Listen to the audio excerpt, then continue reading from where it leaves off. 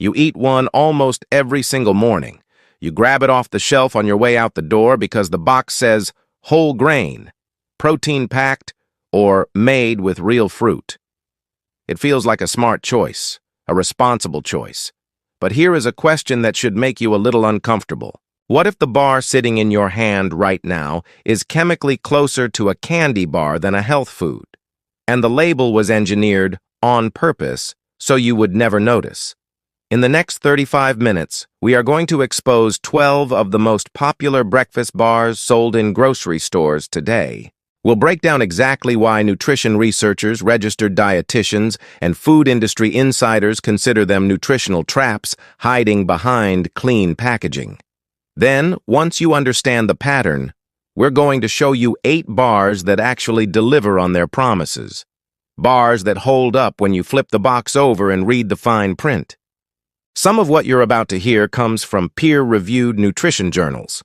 Some comes from ingredient audits, regulatory labeling rules, and interviews with dietitians who study this industry for a living. We will always tell you which is which, because a documentary that blurs fact and speculation isn't worth your trust. Nothing here is guesswork dressed up as science. This isn't a random list scraped together for clicks. This is a pattern that repeats across an entire industry. And once you see it clearly, laid out side by side, you will never read a nutrition label the same way again. Let's start with the credibility, because the scale of this problem is bigger than most people realize. According to data compiled by the Environmental Working Group's food database, the average healthy breakfast bar sold in North American grocery stores contains between 8 and 18 grams of added sugar per serving, packed into something roughly the size of your palm. The American Heart Association recommends adults consume no more than 25 to 36 grams of added sugar across an entire day. That means a single bar can quietly consume half your daily sugar allowance before 9 in the morning, and the front of the box will never tell you that.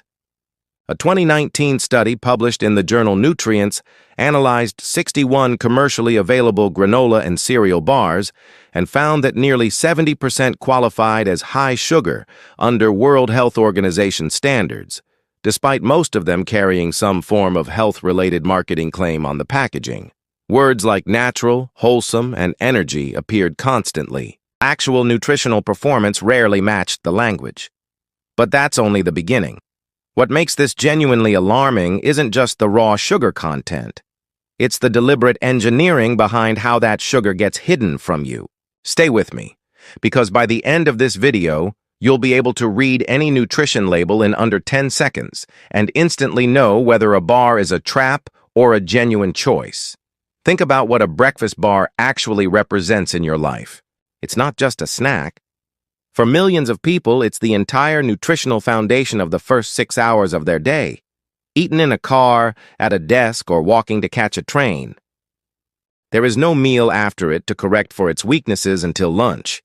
That makes the stakes of this particular product category higher than almost any other item in the grocery store, and yet it receives almost none of the scrutiny we apply to things like soda or fast food. Nobody feels guilty picking up a granola bar. That comfort is precisely why this category has become such fertile ground for quiet manipulation. Before we start the countdown, it's worth understanding how food companies actually design these products in the first place. Industry formulation teams don't start with the question, how do we make this healthy? They start with the question, how do we make this taste like a treat while still qualifying for a health claim? Those two goals are frequently in direct conflict, and when they collide, taste almost always wins, because a healthy-sounding bar that tastes bad simply doesn't sell a second time. Understanding that single incentive explains almost everything you're about to hear. Let's begin the countdown. 12 bars, ranked from bad to absolute worst. Number 12. The chocolate chip granola bar disguised as a wholesome snack for kids. Look at the ingredient panel on these bars, and you'll frequently find sugar, corn syrup, and chocolate chips within the first 4 listed ingredients. Chocolate chips themselves are often sweetened twice, once inside the chip itself, and again in the coating layer around it.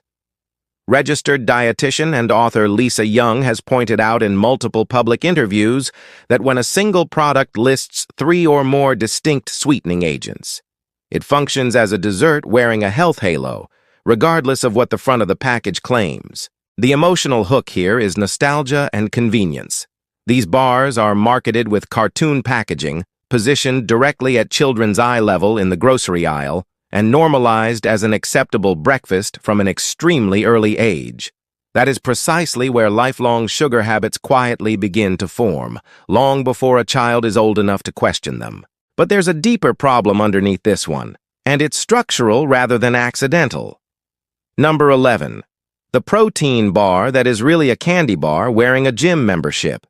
Many mainstream protein bars rely on sugar alcohols like maltitol to artificially boost their protein-to-sugar ratio while keeping the bar tasting sweet enough to sell. The catch is that maltitol can trigger significant digestive distress in a large percentage of consumers, and a 2016 review published in the Journal of the American College of Nutrition identified sugar alcohol overconsumption as one of the most underreported causes of bloating and gastrointestinal discomfort in the modern Western diet. You think you're eating clean fuel for your workout? Your gut, an hour later, strongly disagrees. Number 10. The fruit and nut bar that contains almost no actual fruit at all.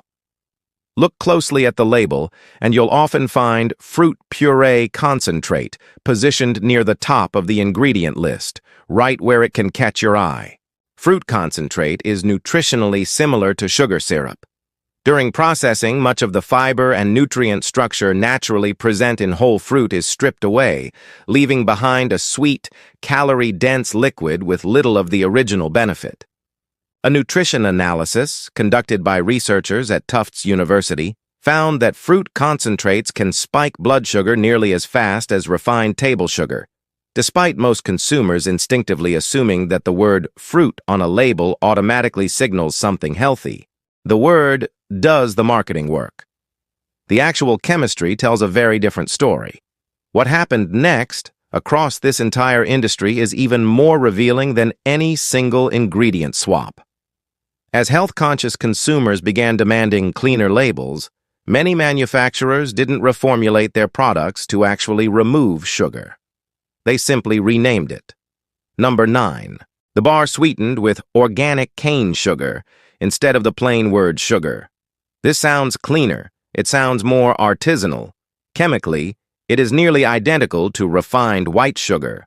Harvard Health Publishing has explicitly warned that terms like organic cane sugar, evaporated cane juice, and cane crystals are simply marketing substitutions for sucrose, offering no meaningful metabolic advantage to the body that consumes them. Your bloodstream processes it exactly the same way, regardless of the label. The only thing that actually changes is your perception of the product sitting in your cart. Number 8. The oat bar bound together with excessive refined vegetable oil and syrup instead of natural nut butters. These bars often list vegetable glycerin or palm kernel oil as a primary binding agent, chosen because it's cheap and shelf-stable, not because it's good for you. Palm kernel oil is roughly 80% saturated fat, higher gram for gram than butter. A 2020 meta-analysis published in the American Journal of Clinical Nutrition linked high intake of certain concentrated saturated fat sources to increased LDL cholesterol over time. One bar isn't going to hurt you, but a daily habit, sustained quietly across years, gradually shifts your entire cardiovascular risk profile without you ever noticing the mechanism. Number 7. The low sugar bar that quietly compensates with excessive sodium. When companies cut sugar to satisfy health-conscious shoppers scanning labels in the store, they frequently boost salt content to preserve flavor and extend shelf stability. Some reformulated healthier bars now contain over 200 milligrams of sodium per serving, nearly 10% of the recommended daily intake, hidden inside a product category you'd never instinctively associate with salt at all. This is a textbook example of what food scientists privately call the whack-a-mole effect. Reduce one villain to satisfy a headline, and another quietly rises in its place to keep the product palatable. Consider what this looks like in a real shopping cart. Picture a parent grabbing a box of these reformulated bars specifically because the front label boasts 30% less sugar, genuinely believing they're making the healthier choice for their family that week. They never turn the box over because the front already told them what they needed to know, or so it seemed. That single decision, repeated across millions of households every week, is exactly the outcome this kind of reformulation is designed to produce. The sugar reduction is real. It's also a distraction from the sodium increase sitting quietly one line below it on a panel almost nobody reads past the first 3 lines. The real reason this keeps happening across the entire snack industry is even more shocking than any individual bar. Number 6. The bar coated in a yogurt layer that contains no meaningful yogurt culture whatsoever. Many of these coatings are made primarily from sugar, palm oil, and a small measured amount of dried yogurt powder used purely for flavor, not the live active cultures typically associated with genuine digestive and gut health benefits. The FDA does not require live active cultures for a product to legally use the word yogurt in a coating description, which means the entire health association riding on that word is almost purely psychological. You are tasting an idea. You are not receiving the benefit that idea implies. Number 5. The bar marketed toward Dieters, that is, gram for gram, calorically identical to a slice of pound cake.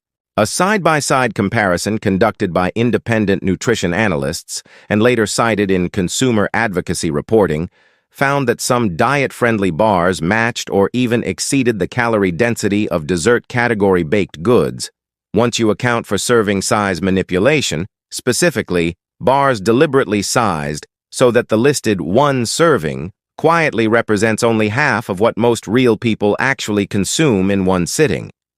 To put that serving size number in perspective, imagine buying a bag of chips and being told the serving size is 11 chips, when you know from years of experience that you're going to eat the entire bag in one sitting while watching television.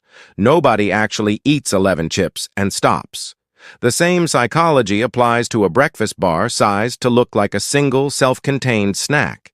If the label quietly defines that identical-looking bar as 2 servings, the honest math on your actual sugar and calorie intake doubles the moment you finish the wrapper, regardless of what the bold number at the top of the panel implied at first glance.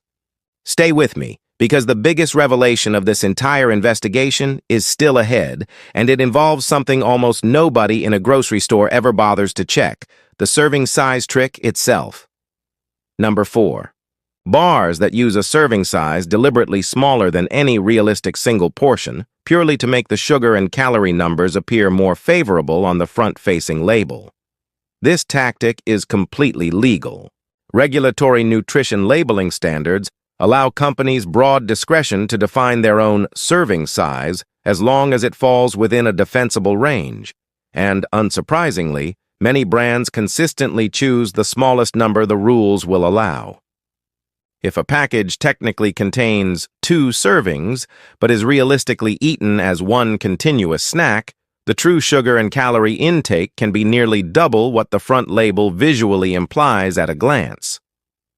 Number 3. Bars using a combination of 4 or more different sweeteners simultaneously: sugar, corn syrup, honey, and fruit concentrate, layered together in the same recipe. Food scientists sometimes refer to this technique internally as sugar stacking. No single sweetener climbs high enough on the ingredient list, on its own, to trigger consumer alarm, because the total sweetening load is deliberately distributed across several different names. Add them together, though, and the bar can rival an actual candy bar in total sweetening agents, while still appearing modest and reasonable on paper to anyone doing a quick scan. Number 2. Bars marketed specifically to children using licensed cartoon characters, containing sugar as the literal second listed ingredient on the panel. A study published in the journal Pediatrics found that children exposed to cartoon-branded packaging consistently rated the identical underlying product as tasting significantly better than an unbranded version of the exact same food, meaning the marketing itself measurably alters perceived flavor and desirability before a single bite is even taken. This isn't only a nutrition issue anymore. It's a behavioral engineering issue, deliberately built to create demand at the emotional level of a child who cannot yet read, let alone interpret, an ingredient label. And now, the single worst offender on this entire list. Number 1. The bar that positions itself as a full meal replacement, implying it can responsibly substitute for an entire breakfast, while actually providing minimal protein, minimal fiber, and a sugar content nearly matching a full-size candy bar, all wrapped in clinical medical-sounding branding language like fortified and complete nutrition system. Registered dietitians frequently flag meal replacement bars as the single most misleading category in the entire snack aisle, precisely because the framing borrows medical credibility that the actual nutrition panel simply does not support. You are told, implicitly, that this small bar is enough to responsibly power your entire morning. The numbers, once you actually look, say something very different. Before we move on, consider a simple comparison that puts all 12 of these bars into perspective. Imagine 2 glasses sitting side by side on a kitchen counter. One is filled with plain water. The other is filled with a clear, soft drink. From across the room, they look nearly identical. You can't tell the difference until you actually taste one, or until someone hands you the ingredient list. That is functionally what's happening in the breakfast aisle every single morning. 2 bars can sit inches apart on the same shelf, wear nearly identical marketing language, and deliver 2 completely different metabolic outcomes. And the only way to tell them apart is to do exactly what we just did for all 12 of these products. There's also a psychological layer worth naming directly, because it explains why this pattern persists even among educated, health-conscious shoppers. Behavioral researchers call it the health halo effect. A 2007 study conducted at Cornell University found that when a food item carried a health-related claim, participants consistently underestimated its calorie content and felt licensed to eat more of it, even when the actual nutrition numbers were identical to an unlabeled version of the same product. In other words, the word healthy doesn't just change how a bar is marketed. It changes how much of it you're willing to eat and how guilty you feel doing it. That's not a minor detail. That's the entire business model of an aisle. So that's the complete list. 12 bars. 12 distinct patterns of manipulation, each one hiding behind health-conscious language designed to bypass your skepticism. But here's where this story genuinely turns, because exposing the problem was only ever half of the job we set out to do. If you've made it this far, you already understand more about breakfast bar marketing than the vast majority of shoppers walking through that aisle today. But knowing what to avoid isn't the same as knowing what to actually choose instead. The next section of this investigation is going to completely change how you shop from now on, because we're about to reveal 8 specific bars that hold up under real scrutiny. Bars built on transparent ingredients and genuine nutrition science that doesn't fall apart the moment you flip the box over and start reading. It's worth pausing here to acknowledge something honestly. Not every bar on the worst list is dangerous in a dramatic, headline-grabbing sense. Nobody is claiming a single granola bar will cause immediate harm. The real danger is cumulative and slow, built from years of small, repeated decisions that quietly compound, a pattern nutrition researchers describe as metabolic drift, where no single meal is the problem, but the average of 10,000 meals eaten over a decade absolutely is. That framing matters, because it removes the fear-based urgency this topic sometimes gets wrapped in, and replaces it with something more useful. A long-term habit worth correcting starting today, not a crisis to panic over tonight. Let's start with what actually makes a bar good, because the underlying criteria matter just as much as the individual examples that follow.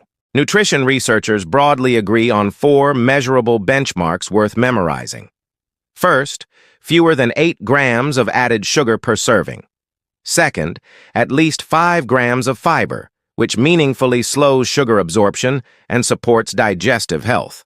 Third, at least 7 grams of protein, which extends satiety and measurably reduces mid-morning cravings. Fourth, a short, recognizable ingredient list, ideally one where every single item could plausibly exist somewhere in your own kitchen. Think of these 4 benchmarks as a lock with 4 separate tumblers. A bar only earns genuine trust when all 4 click into place at once. A single flattering number on its own, impressive protein, or a fashionable superfood ingredient printed in bold on the front, tells you almost nothing about the product as a whole, because a formulation team can hit one target while quietly sacrificing the other 3 to keep costs down and shelf life long. It also helps to understand why these 8 specific bars were chosen out of the hundreds available on any given store shelf. Each one was selected because it satisfies all 4 benchmarks simultaneously, not just 1 or 2 in isolation. That distinction matters enormously, because plenty of bars on the market hit one criterion while quietly failing the other 3. A bar might be genuinely high in protein while still packed with sugar alcohols, or genuinely low in sugar while offering almost no fiber at all. Real nutritional quality requires all 4 pillars working together, not a single flattering number highlighted in bold letters on the front of the package. Bar number 1 on the better list, the plain almond and date bar, with no added sweeteners beyond the fruit itself. Dates naturally contain a fiber structure that meaningfully moderates their sugar's impact on blood glucose, unlike processed fruit concentrate stripped of that same fiber. A 2020 study published in the journal Foods found that whole date-based snacks produced a significantly lower glycemic response than snacks sweetened with refined sugar at an equivalent calorie count. This is one of the rare cases in this entire investigation where "made with dates" is not a marketing trick at all. It's a genuine structural difference at the chemical level. But that's only the beginning of what real transparency actually looks like on a shelf. Bar number 2. The seed-based bar built primarily from pumpkin, sunflower, and chia seeds, bound together with a small measured amount of honey. These bars typically deliver high fiber and healthy polyunsaturated fats sourced directly from the seed oils themselves, alongside meaningful plant-based protein. Registered dietitians frequently recommend seed-based bars specifically for people actively managing blood sugar, since the combination of fat and fiber slows digestion far more effectively than typical grain-based competitors on the same shelf. Bar number 3, the oat-based bar using whole rolled oats as the primary listed ingredient rather than processed oat flour or oat syrup. Whole rolled oats retain their intact fiber structure, specifically a compound called beta-glucan, which multiple clinical studies, including research published in the American Journal of Clinical Nutrition, have directly linked to reduced cholesterol absorption and meaningfully improved satiety after eating. The distinction between whole oats and their processed derivatives is one of the most consistently overlooked details on any breakfast bar label. What happened next in this better bar category genuinely surprised even the nutrition researchers studying it. Bar number 4. The high-protein bar sweetened primarily with stevia or monk fruit extract rather than sugar alcohols like maltitol. Unlike maltitol or sorbitol, these natural non-nutritive sweeteners do not typically trigger the same digestive distress associated with sugar alcohol overconsumption, according to gastroenterology research reviewed publicly by the Cleveland Clinic.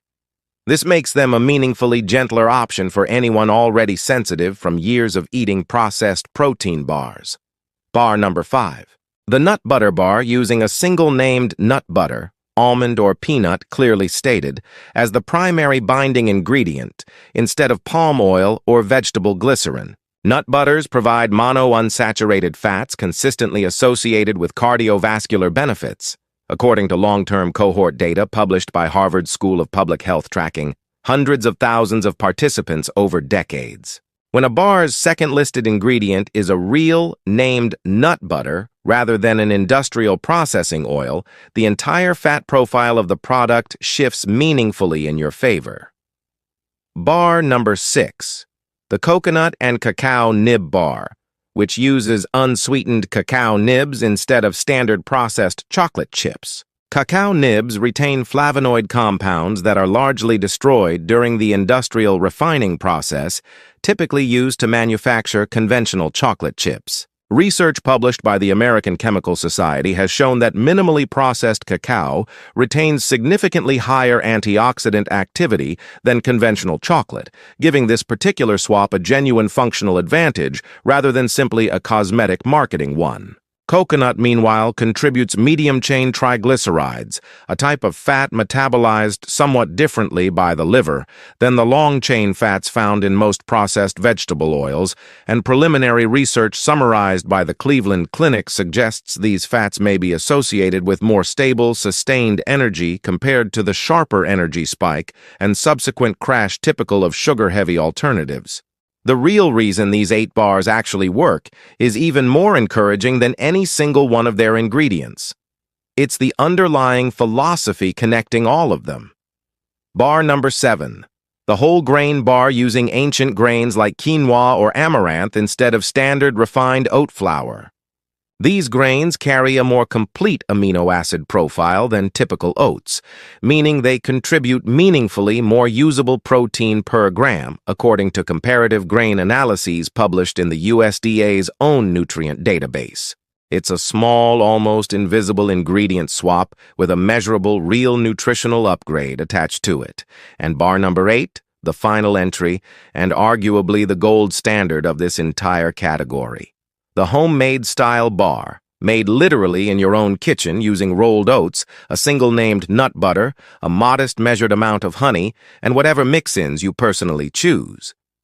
Multiple registered dietitians, including those cited directly in Cleveland Clinic's public nutrition guidance, point out that homemade bars eliminate almost every manipulation tactic used throughout this entire investigation, simply because you control every single ingredient and every gram of sugar yourself, from start to finish. There is no serving size trick. There is no sugar stacking across 4 hidden names. There is no health halo marketing language designed to bypass your judgment. It is, quite simply, the most honest bar you can possibly eat. So here is the full pattern, laid out clearly, one final time. The worst bars on this list consistently share 4 specific traits. Multiple hidden sweeteners disguised under different technical names. Serving sizes deliberately engineered to understate the real nutritional impact of the product. Marketing language that implies medical or nutritional authority the product does not actually possess. And ingredient lists dominated by processed oils and syrups rather than recognizable whole foods. The best bars share the exact opposite 4 traits. A short, genuinely recognizable ingredient list. Sugar sourced from whole foods like dates rather than concentrates or industrial syrups. Fiber and protein levels high enough to meaningfully slow digestion and extend fullness for hours. And packaging that never needs clinical language to sell you on its value, because the ingredient panel itself already speaks clearly for the product. There's one more comparison worth making before we close this investigation, because it captures the entire difference between the 2 lists we just walked through. The 12 bars at the start of this video were all designed around a single question. How do we maximize shelf appeal and repeat purchases while technically staying inside food labeling regulations? The 8 bars we just covered were designed, whether by a small company or by your own hands in a kitchen, around a completely different question. How do we deliver genuine, sustained energy to a human body for the first half of the day? Those are not small differences in philosophy. They produce measurably different products, even when the marketing language covering both categories sounds nearly identical from across a grocery aisle. Here's the deeper lesson buried underneath all of this, and it extends well beyond breakfast bars entirely. Food companies are not, in the strict legal sense, lying to you. Almost everything printed on these labels is technically defensibly true. The real manipulation happens quietly in the gap between what's technically true and what you naturally assume is true, the space where organic cane sugar sounds meaningfully healthier than plain sugar, where fruit puree sounds meaningfully healthier than sugar syrup, where a cartoon character on the box makes a product taste noticeably better before you've even opened the wrapper. Once you learn to consistently read past that gap, you stop being marketed to, and you genuinely start choosing for yourself. The next time you're standing in that cereal aisle, staring at 40 nearly identical boxes, you now have an actual framework to use. Flip the box before you flip the price tag. Count the number of distinct sweeteners hiding in the ingredient list. Check the serving size honestly against what you would actually eat in one sitting. Look for protein and fiber numbers substantial enough to genuinely carry you all the way to lunch. It takes roughly 10 seconds, and it is one of the single most powerful habits you can build to finally take real control of your own nutrition. One small shelf decision at a time. Zoom out for a moment and look at what we've actually built together over the last half hour. 12 traps, each one operating on a slightly different mechanism. Hidden sweeteners, renamed sugar, manipulated serving sizes, borrowed medical language, marketing aimed squarely at children too young to defend themselves, and 8 genuine alternatives, each one succeeding by doing the opposite of everything the first list got wrong. That's not a coincidence, and it's not 2 unrelated halves of a video stitched together for length. It's one continuous argument, built piece by piece, about how a food label actually communicates far more through what it omits than through anything it explicitly states. There's a broader takeaway hiding inside all 20 of these products, and it's worth carrying with you well beyond this single video. Nutrition marketing rarely lies outright, because outright lying carries legal and reputational risk that most companies simply won't accept. Instead, it works in a much quieter register: selective emphasis, favorable renaming, serving sizes drawn at the edge of plausibility, and health claims borrowed from adjacent, more rigorously regulated categories like medicine and clinical nutrition. None of that requires a single false statement on the label. It only requires your attention drifting somewhere else, which, for most shoppers standing in a fluorescent-lit aisle at 7 in the morning, it usually is. Think back to the 2 glasses of water and soda we described earlier in this investigation. The entire purpose of the 4-part checklist is to give you a way to taste the difference without actually having to taste anything at all. To see, in 10 seconds of label reading, what your tongue alone could never detect on its own. That's the real skill this video was built to teach you, far more than any single bar name you'll remember by tomorrow. That's exactly why a simple framework matters more than any single product recommendation. Brands change their recipes, companies get acquired, and reformulate their best sellers without warning. A bar that qualifies for the better list today could quietly change its ingredient list next year.